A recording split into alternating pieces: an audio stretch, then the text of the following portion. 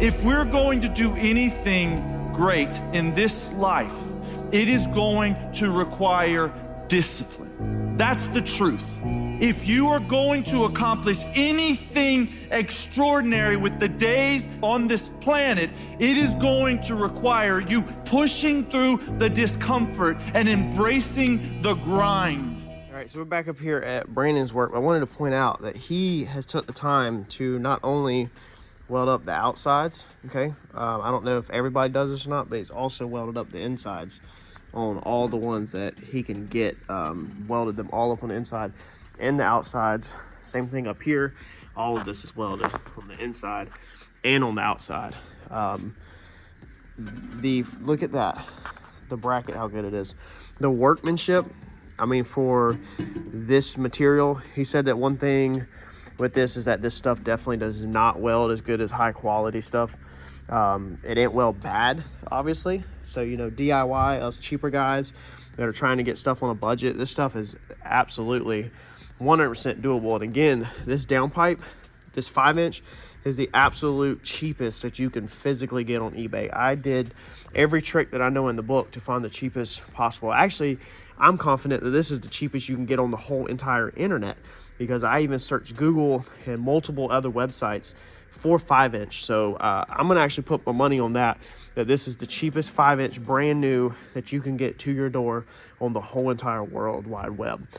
It was a 90 and a straight for, it was like right at 100 and some change to my door, and it was thicker stuff. I mean, it wasn't super thin or anything like that. So we should have no problem out of this, especially with this brace right here. We're gonna drill this hole at a later date when I get it back to the house during final assembly, and we'll run our support. That'll be easy. But he's gonna clean this up here. He's got way better tools here. He's gonna finish cleaning up that little booger spot, fit up the wastegates, and then we should be about done for today. So we probably got another 30 minutes to an hour worth of work on this thing. All right, so a lot of y'all, I was doing the 1/16th is the rod I purchased.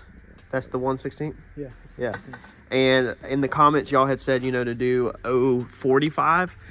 So Brandon actually normally uses 0.35 on most stainless. So that's the difference right there. You can see in what I have at my house, the 16th over here, and what he uses normally, which is the 35. That's what he normally welds with.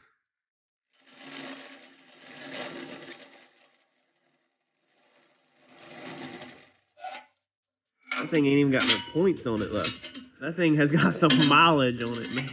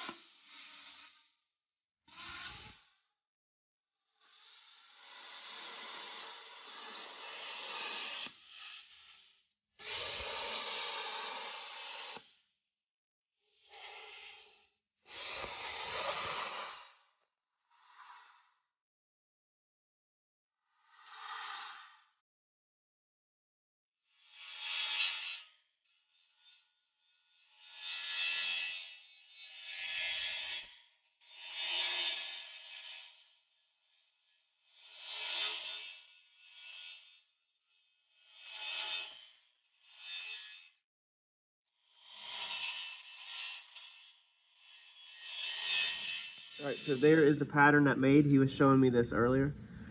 And this is the disc, y'all. Let's see here, what is it? On that side, look at that. Norton. And basically, like, he's got other ones that will, like, just straight up polish aluminum like that. So y'all might want to look that up. Rapid Prep, Vortex Lab, Rapid Prep. Pretty gangster things. I've never even seen these. It's literally, it feels like a rough Scotch-Brite, or like a Scotch-Brite that has hardened glue all over it is what it feels like.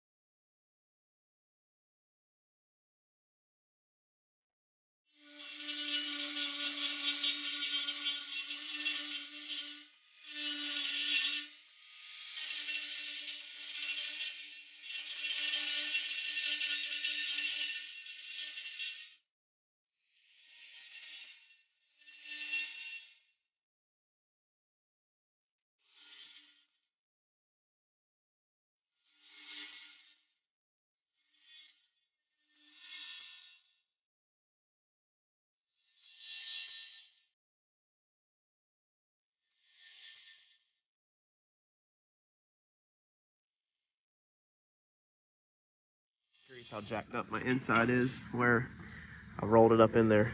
Got a little bit of a lip, but not bad. That's the one I like stuffed in there, and then we coat this side way out, or we coat that side. We coat that side way out. Pretty well fit there.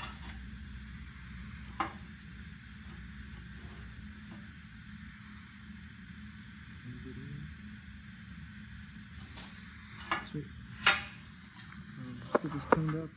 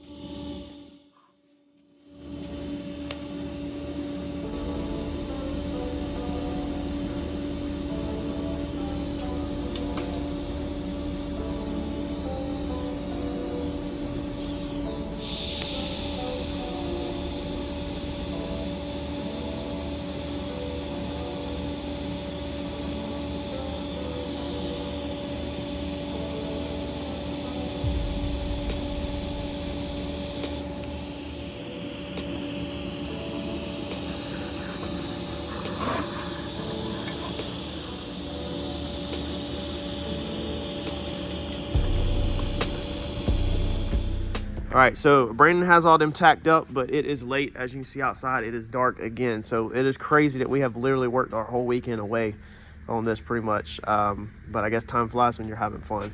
It looks amazing. He's got a back purge it, and then he's going to cut some stainless plate and put over it to do the gusset work and everything. So make sure you stay tuned, because it's not going to be in this video, the gussets, but as soon as we get this back and we go to install it on the car and everything, you'll then see how he ends up doing the gussets and what he chooses to do to hold these. Like I said, he's got quite a bit of experience in building race car parts, I guess you can say, or kits, and not having failures.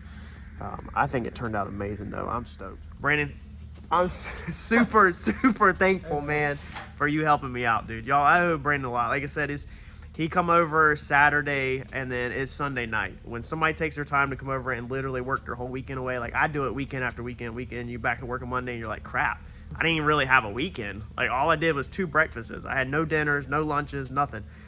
It's a lot, so I greatly appreciate it. Hopefully he'll be around more. I know y'all are going to be commenting of how to get in touch with Brandon if he needs questions.